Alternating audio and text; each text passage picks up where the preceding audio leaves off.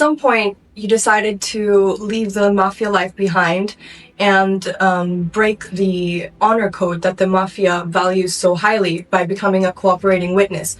What pushed you to take such a big step? Well, it's funny because the word honor and code doesn't really exist in the street or in the mafia. That's a word really that I would use as betrayal. When I sat in a penitentiary in Brazil and I was being charged with multiple murders, RICO Act, which involves everything from construction, extortion, gambling, drugs, violence, robberies, home invasions, and any other crime that you could think about that I've done over the years since I'm a child. I was charged with about 25 years of crimes in an enterprise. That enterprise betrayed me when I sat in a penitentiary in a third world country in Brazil, fighting with millions of dollars with lawyers, putting up money for my associates, family members, and business partners. I was paying for attorneys for everybody. And in that 3-year period, when I sat in those jails, all my superiors, my bosses,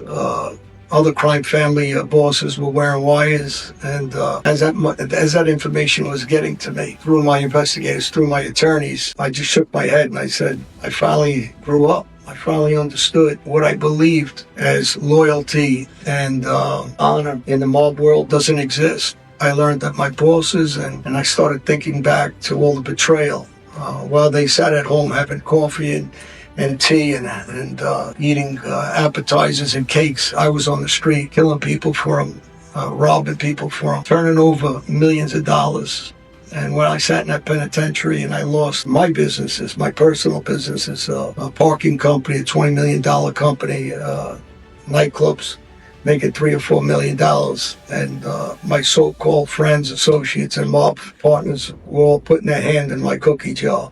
And at the same time, we're meeting the government and discussing cooperation agreements against me. And if it was 1 or 2 guys, I'd say, well, that's part of the life. But it was over 60 guys in the mob world with titles of captain and titles of underboss, boss, concierge. They were all betraying the so-called code of the mafia. So I was in the penitentiary in Brazil. I was getting information from my attorneys and my investigators. Top mob bosses, captains, underbosses were all meeting with the FBI, which is a death sentence in our life. They have no business meeting with the FBI to discuss deals concerning whatever criminal activity they're being accused to be involved in.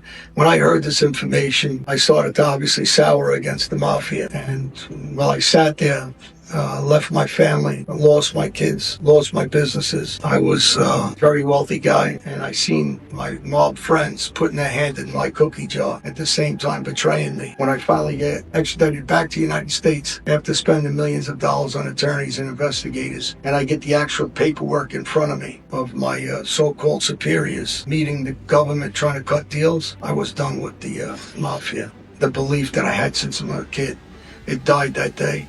And since then, I moved my life forward. I understood that I grew up in a world where I was naive to believe that there was any kind of loyalty or code of honor in that life. It's very easy for these guys to sit at home, build a name for themselves in the media, while I'm the guy going out there doing the work for them. And that really opened my eyes, and I said that I'm done with this life.